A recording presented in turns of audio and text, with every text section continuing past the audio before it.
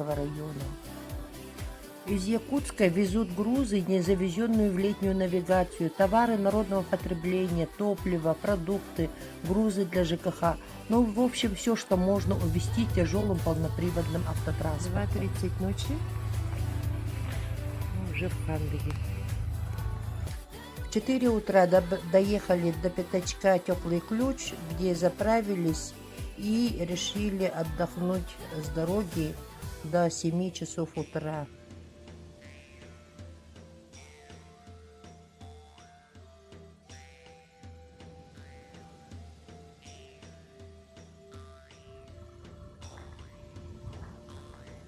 Добрым утром. Переночевали в Теплом Ключе. На таких пятачках останавливаются большегрузы, чтобы отдохнуть 2-3 часа с дороги, заправиться и потом продолжить путь. Вот наши машины стоят. Нагруженные.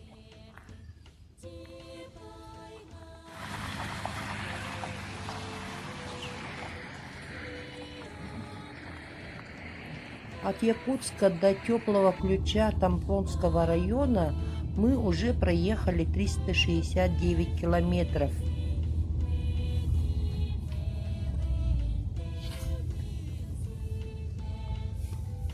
Расстояние от Теплого Ключа до районного центра Тамбонского района Хандыга 65 километров.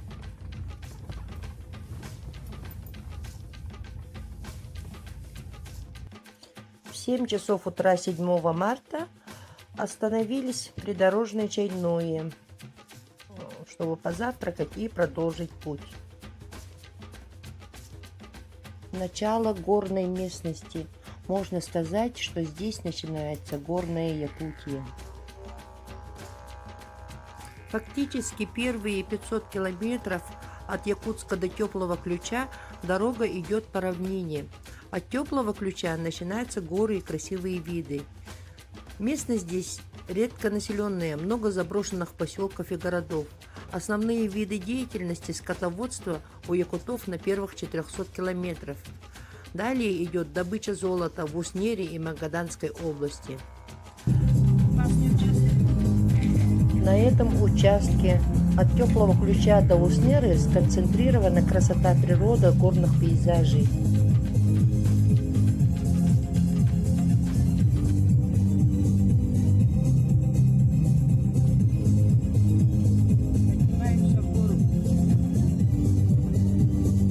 Продвигаемся дальше по трассе, она идет к хребту Черского. Впереди заснеженные сказочные горы. Дорога начинает петлять и подниматься вверх.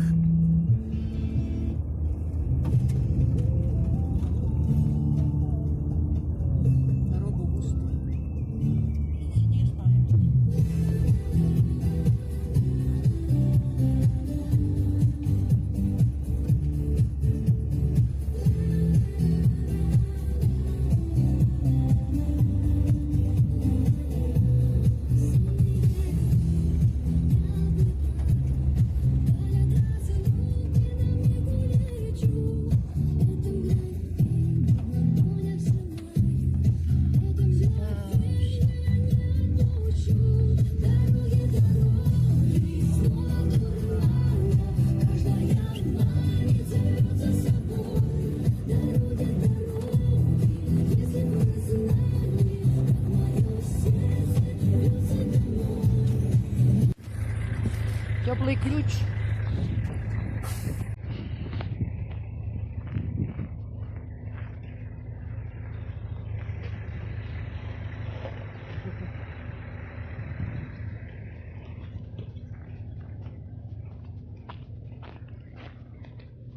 Вот сюда по поверье надо оставить что-то на память.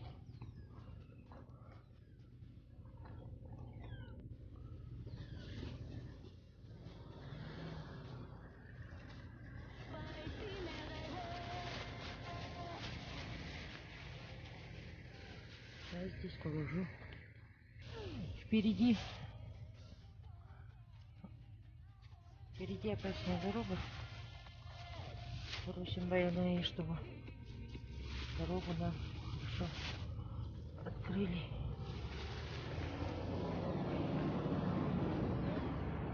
Впереди будут опасные перевалы, а здесь знаменитый теплый ключ.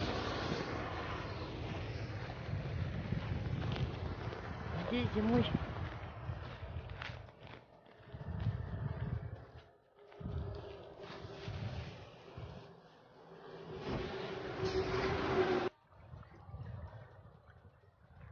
от 50-60 градусные морозы тут не замерзает речка. Водичка тут теплая, можно даже искупнуться. Тут, как правило, люди кидают монеты.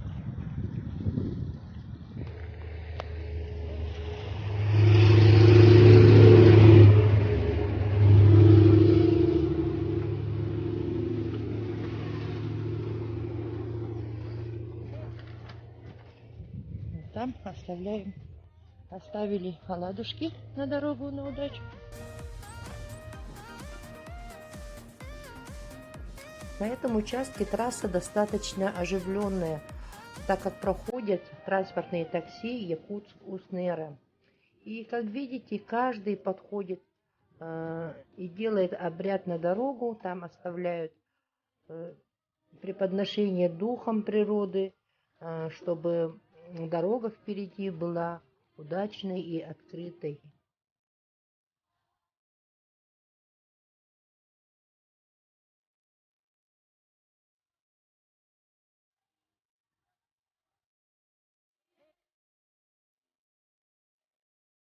Как вы видите на экране, дух природы принимает через птиц наши скромные дары на дорогу.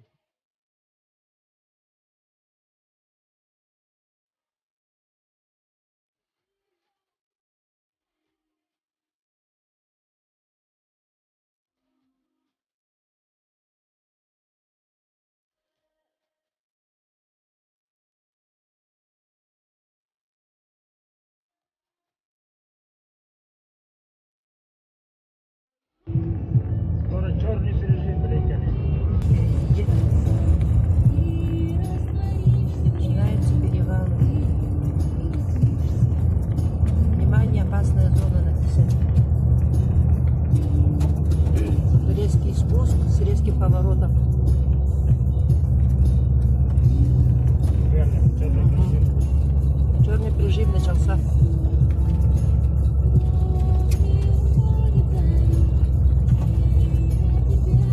О, вот витиеватая дорога. Где старые дороги, покажи вот. Ага. Внизу. Это второй на пути по порядку, но первый по красоте черный прижим. Сейчас здесь новая дорога, строит мост, укрепляет стены гор, защищая от осыпания. Скалы большие, чтобы камни не падали, вот все сетками обвешено для безопасности от камнепада. Видите, вот мы буквально по хребту едем, тут впереди машина встречная. Айс. Еще одна машина. Вот схема витиеватой дороги, вот видите, вот там вот она. Якутский перевал. Это черный прижим. Ага.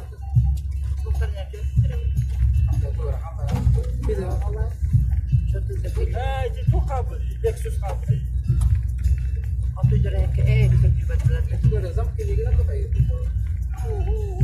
видите, Вот крутой поворот. крутой поворот. Направо. И сразу как бы в обратную сторону поворачивает. Здесь очень опасная зона.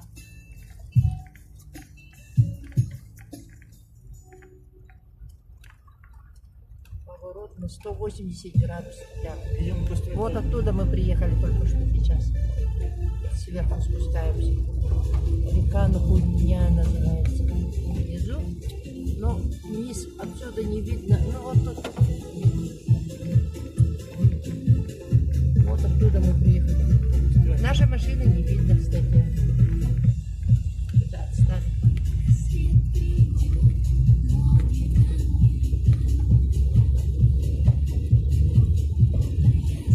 Бэки биtti. 10:45. 10:45. Мы вчера с Якутска выехали в 7:30. Ну, с 6 начали выезжать. И вот уже 10:30 следующего дня. Проехали полпути.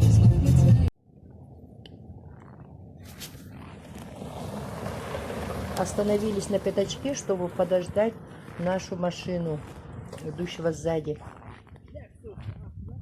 Остановились.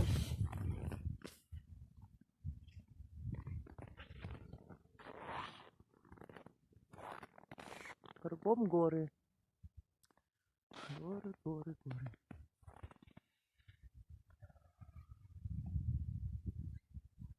Красота.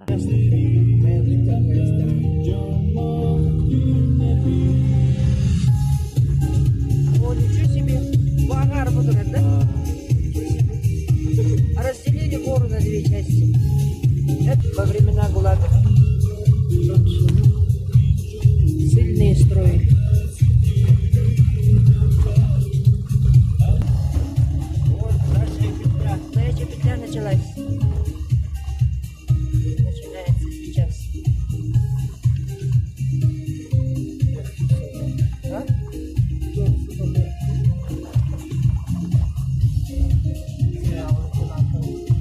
Kamu signal канал? Один из самых опасных участков Заячья петля на 654 километра. Крутой подъем с резкими поворотами и узким проездом. Ага. Дорога только на одну машину. Если идет встречная машина, то друг друга такие вот обрывы.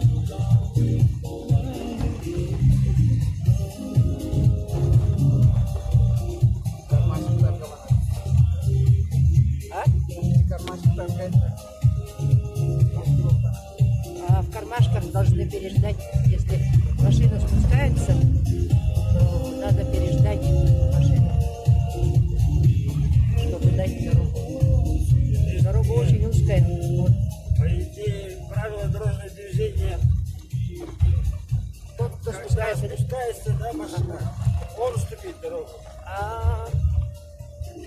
Когда поднимаешься, он не уступает дорогу. Спускающаяся уступает, да? Да. Смотрите, сейчас мы все выше и выше поднимаемся по этой узкой дороге, и с этой стороны обрыв. Все выше и выше. Стопки скользили, песок. Ага. И дорога вот с очень крутыми поворотами. Не видно даже, что впереди будет эта самая машина. Вот сейчас только видно, да? И крутых поворотов сейчас будет много.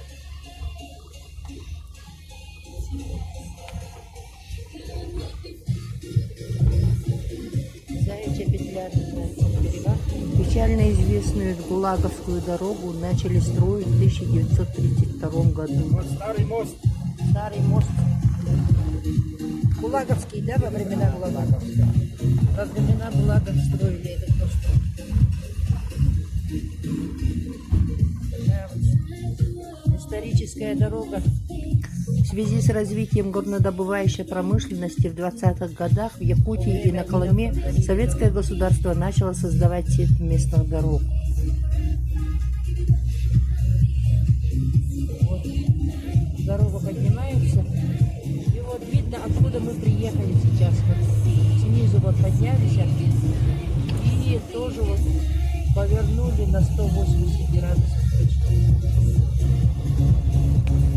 Вон там откуда приехали.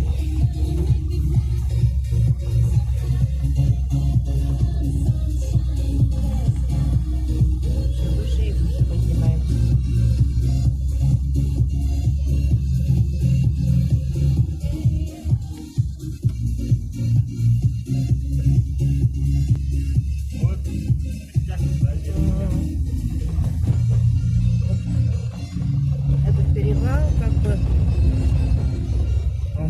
по своему строению как петля, поэтому назвали ее Заячья петля.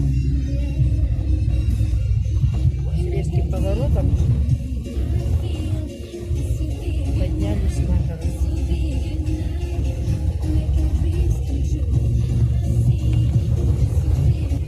В ноябре 1931 года был создан Дальстрой, государственный трест по промышленному и дорожному строительству в районе Верхней Колымы, одной из задач которого стала постройка автодороги от Магадана до Уснеры и ответвление на Якутск с использованием труда заключенных Севвостлага. Летом 1932 года заключенными и вольнонаемными специалистами были введены в эксплуатацию первые 30 километров дороги и 90 километров зимника. Остальные 1042 километра до Уснеры строились до 1953 года. А здесь уже спуск. Внимание, опасный участок. Предупреждающий таблички. Спуск и поворот. В годы репрессий по Колымскому тракту прошло около 800 тысяч советских заключенных. Половина там и осталась. Местные старожилы помнят, как обледеневшие трупы валялись вдоль дороги. От непосильного рабского труда, холода и голода узники гибли массово. Их не хоронили, сил для этого не было. Их клали прямо под полотно дороги, и они служили естественным уплотнителем грунтового покрытия тракта. Погибших, если их хоронили в теплое время года, то тут же на обочине. По этой причине траки прозывали дорогой на костях. Те, которые остались живы, рассказывают, что под этой дорогой через каждые 50-100 метров покоятся узники ГУЛАГа. Сейчас на дороге мало что осталось с тех времен. Все лагеря, расположенные через 25 километров вдоль дороги, разрушены и стерты с поверхности земли, скрыв от глаз людей свидетельства чудовищного преступления. О, да? Поворот конем писался, да? Ага. О, ничего себе. Я sangat jahatin gitu kita kerja. Mana kena display? Kena display dah lagi. Oh, kena apa?